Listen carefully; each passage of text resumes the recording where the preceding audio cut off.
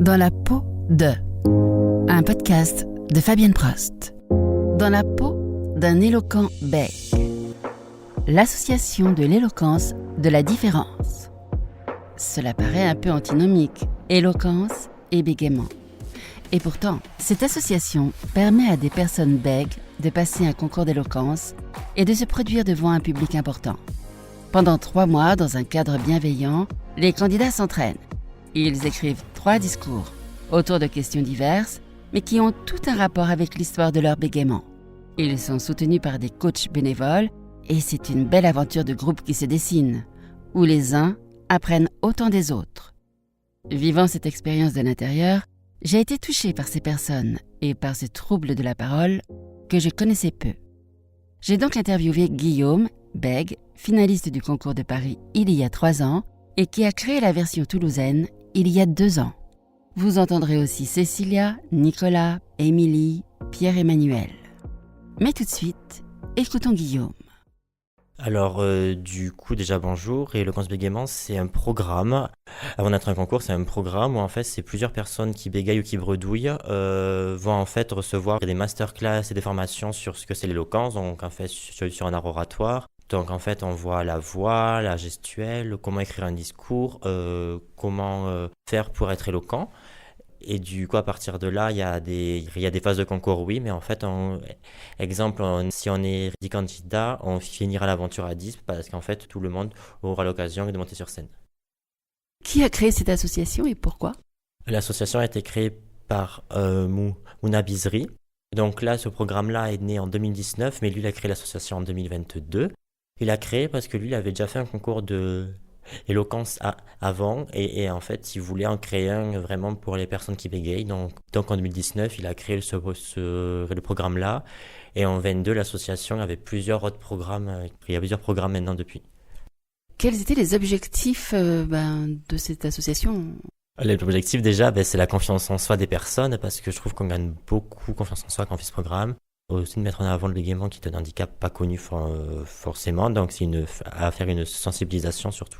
Combien y a-t-il de candidats pour ce concours de cette année à Toulouse ? Alors pour cette année à Toulouse, on est à 8 candidats. Et donc voilà, ils ont commencé il y a quelques semaines et on a hâte de voir leur progression jusqu'à la finale. Il y a des coachs bénévoles. Comment se déroule le process ? Du coup, on a une formation. Ils ont une formation parce que les gens viennent de tout horizon. Ils sont pas jetés comme ça dans la soupe parce que beaucoup étaient très inquiets de la soupe et de se dire on se retrouve là, qu'est-ce qu'on fait là ? Donc voilà, et après ils accompagnent les candidats durant tout le programme. Est-ce que le concours est fait en partenariat avec des orthophonistes ? En partenariat, oui, parce qu'on envoie le mail à toutes les orthos de la région pour que si elles veulent déjà venir elles-mêmes être coach ou voilà, donc elles peuvent, et aussi pour nous envoyer des candidats. Qu'est-ce qu'on attend des coachs ? Les coachs, c'est du coup d'accompagner les candidats dans leur discours, aussi les rassurer, accompagner le candidat dans ce processus.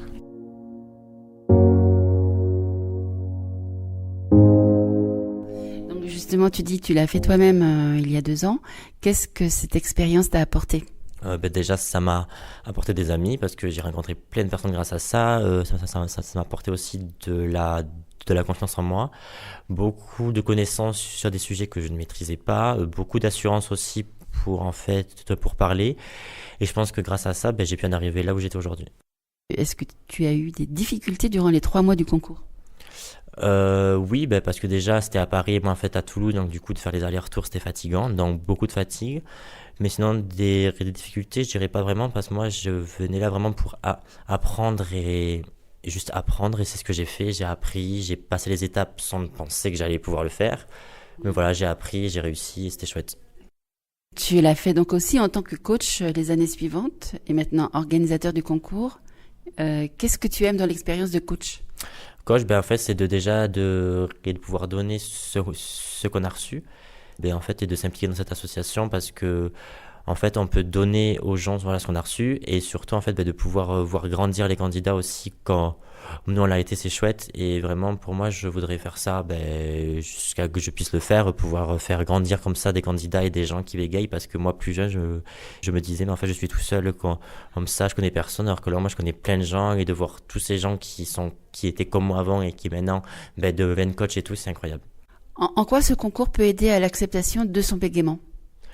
C'est une vaste question. Si je parle de mon point de vue, je dirais déjà de voir qu'on n'est pas tout seul.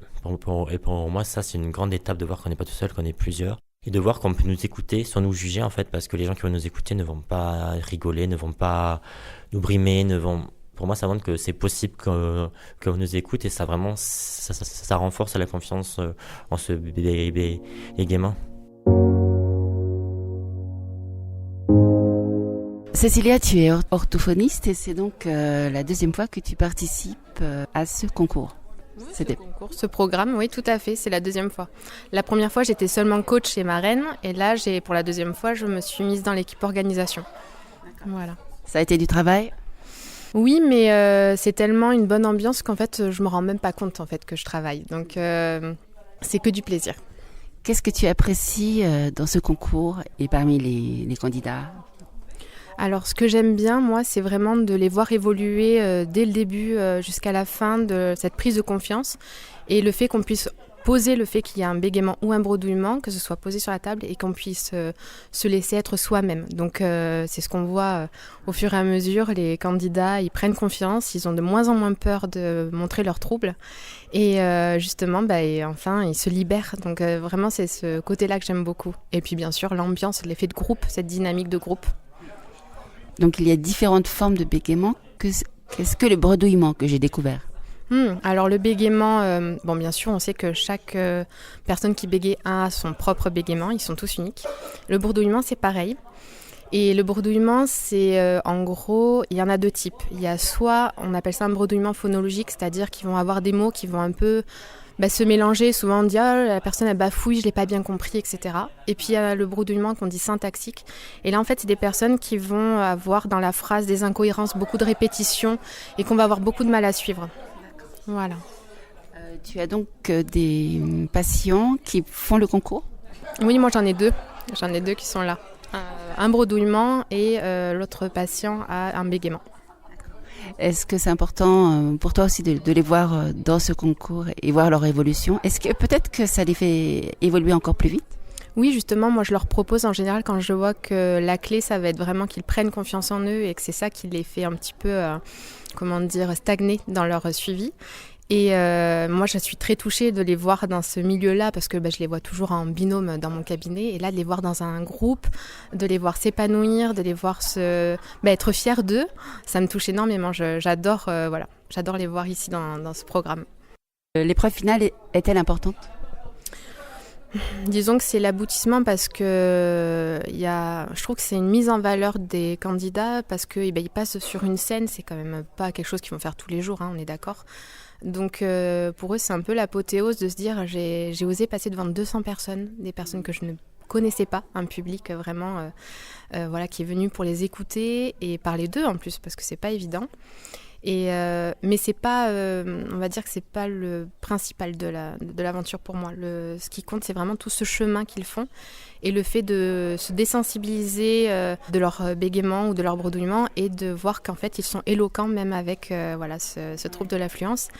Et petit à petit se dire que peut-être ils vont plus oser dans leur vie après de tous les jours passer devant un public, devant tout un auditoire et notamment ça arrive souvent dans le travail avec les réunions, les oraux pour les étudiants. Donc je suis contente qu'ils fassent ce travail là-dessus en fait. Je peux pas dire que ça va être miraculeux pour tous, mais ça les fait quand même progresser dans l'estime d'eux-mêmes et la confiance en eux.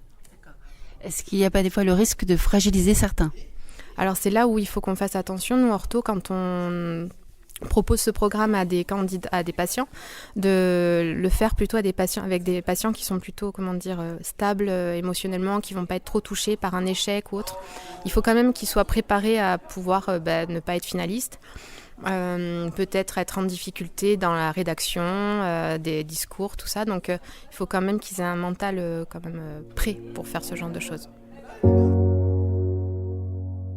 Donc Nicolas, tu es bègue et on ne l'entend pas du tout, mais en fait, tu as fait un gros travail de masquage. Peux-tu me parler un petit peu de ton parcours?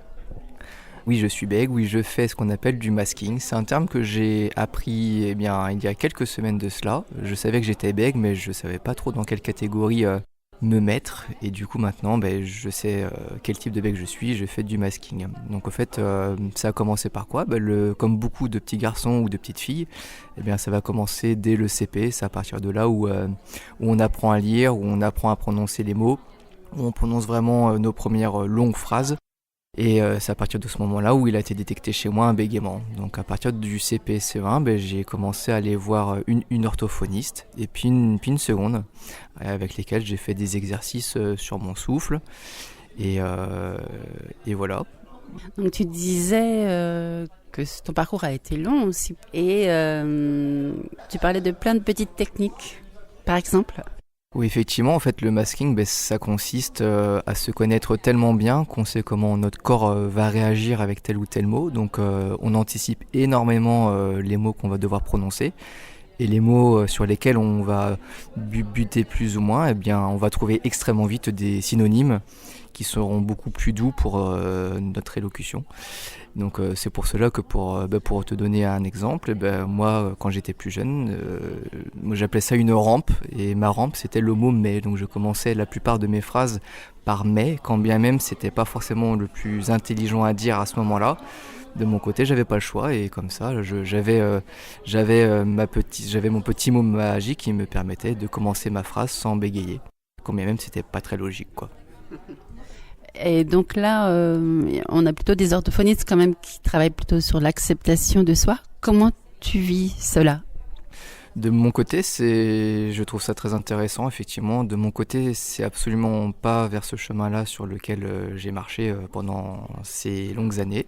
J'ai choisi plutôt l'autre côté qui consiste à trouver des trucs et astuces pour être le plus fluent. Et donc c'est pour ça que plusieurs dizaines, voire plusieurs centaines de fois par jour, je pouvais me répéter une même phrase pour savoir comment fonctionnait ma bouche, ma langue, ma colonne d'air, mon diaphragme. Et puis en fonction de tout ça, je trouvais des petits tips qui me permettaient de les prononcer de mieux en mieux chaque jour. Et donc ce qui fait que j'ai été très très peu dans l'acceptation de moi-même, c'est complètement vrai. Mais après, c'est pas vraiment un choix que j'ai fait quand j'étais petit, parce que ça commençait en CP CE1. C'est un choix que j'ai fait sans trop le savoir, parce que pour moi, tout simplement, quand j'étais plus jeune, le bégaiement ne devait pas exister et une personne ne devait pas bégayer. Donc j'ai tout fait pour ne pas bégayer, et j'ai beaucoup travaillé sur tout ça, sans savoir qu'en fin de compte, peut-être que le plus important dans tout ça, c'était de s'accepter soi-même, et donc d'accepter son bégaiement et d'accepter de bégayer en public, devant des professeurs ou devant un jury. C'est juste que de mon côté, je pensais pas que c'était une possibilité, donc j'ai tout simplement fait l'opposé. Et tu es coach pour ce concours. Comment tu vis cette expérience ? C'est une expérience que j'apprécie énormément, je me sens vraiment à ma place, j'ai des choses à dire, j'ai des choses à apprendre au vu de mon expérience. Après, il faut juste ne pas oublier que chaque bègue est différent, donc ce qui marche chez moi ne va pas forcément marcher chez un autre, et ça, il faut le garder à l'esprit. Émilie, donc tu es coach pour la première fois pour le concours de l'éloquence. Peux-tu me parler de cette expérience ? Eh bien, c'est une expérience à la hauteur de ce que j'imaginais, c'est-à-dire une expérience qui se vit en groupe et qui est enrichissante et très émouvante. Pierre-Emmanuel, tu es coach pour ce concours et à la fois finaliste, je crois, l'année dernière du concours. Quelle est ton expérience ? Alors mon expérience, effectivement, elle commence à être double, puisqu'effectivement j'ai été finaliste de la première édition, donc sur Toulouse. J'ai eu la chance d'être embarqué dans cette aventure absolument incroyable, extrêmement forte, où je crois que le mot qui résume tout ça, c'est le dépassement de soi. Peut-être un deuxième, c'est la bienveillance, parce qu'on arrive dans cette expérience à construire une bulle de bienveillance qui porte tout le groupe, en fait, qui porte les candidats sur scène devant 250 personnes. Et quand on y pense, des gens qui bégayent, qui tous les jours ont du mal, sont dans des situations compliquées, etc., en 2 mois et demi, les amener sur scène à faire un discours devant 250 personnes qu'ils ne connaissent pas, c'est un challenge incroyable. Et c'est ça qui est extrêmement fort, c'est se condenser, c'est cette expérience qui est ramassée sur une période aussi courte, aussi intense, aussi forte. Tout le monde sort grandi. Tout le monde sort grandi. Et là, du coup, je bascule de l'autre côté en tant que coach. Donc j'espère amener un peu de mon expérience, quelques conseils, mais finalement ils sont tellement forts et tellement incroyables. Il suffit juste finalement parfois de les conforter dans ce qu'ils veulent faire et ce qu'ils peuvent faire. Oui, c'est très, très émouvant. Hein, ouais. Comment toi tu l'avais vécu de l'intérieur l'année dernière ? Alors, ça avait été une expérience très intéressante parce que dans mon travail, j'ai l'habitude de faire plein de présentations devant beaucoup de monde. Donc de prime abord, j'y allais avec une certaine sérénité. Et en fait, ce qui a été très intéressant, c'est de se rendre compte que faire un discours sur un sujet avec des arguments qui sont personnels, qui font appel à son histoire et se retrouver finalement tout nu sur scène, on n'est plus dans un rôle, on n'est plus dans une position professionnelle, on n'est plus dans un périmètre professionnel, on est vraiment soi, à nu, devant les gens, et c'est assez bouleversant. Ce qui m'a beaucoup plu aussi, c'est de reprendre le temps, de trouver le temps d'écrire. Ces bulles qu'on est obligé de se faire pour écrire. Et ça, c'est un travail que j'avais plus fait depuis des années, et ça fait un bien fou en fait. Et d'ailleurs, je remercie ma femme et les enfants de m'avoir permis de faire ça, parce que ça prend du temps. Mais ça permet de se retrouver avec la force du groupe, d'oser dire des choses, voilà, c'est très fort. On en sort tous grandis encore une fois. Au-delà de cette problématique, finalement, c'est peut-être pas une problématique, c'est juste une parole qui est différente en fait. Il faut juste aller au-delà. Et voilà, donc, mais je sais effectivement que c'est une expérience, ça fait partie de l'expérience et ça fait partie de l'acceptation. Avoir une espèce de miroir en fait aussi, même si le bégaiement est très personnel. Chacun a son bégaiement. C'est comme certaines recettes, chacun a son petit truc. Voilà. Merci beaucoup. Merci à l'équipe de l'éloquence du bégaiement de Toulouse. J'ai fait le choix de ne pas recueillir la parole des candidats pour l'instant, mais je leur donnerai la parole plus tard, après la finale, après leur discours public. Comme on l'a entendu, c'est aussi un retour sur soi que d'écrire un discours sur le trouble de la parole qu'on a depuis l'enfance. C'est une parole intime qu'on délivre à un public. Et dans ce processus, il se joue beaucoup de choses. Une date à retenir. La finale aura lieu le samedi 6 décembre à 15h30 à la MAC Capsule Culturelle, 1 rue Saunière à Toulouse. C'est gratuit. Inscrivez-vous via le QR code ou le lien qui s'affichera dans le descriptif du podcast ou via l'affiche en lien. Si vous avez aimé ce podcast, partagez-le. Abonnez-vous sur les plateformes de podcast où il se trouve, Spotify, Apple Podcasts, ma chaîne YouTube, etc. À bientôt!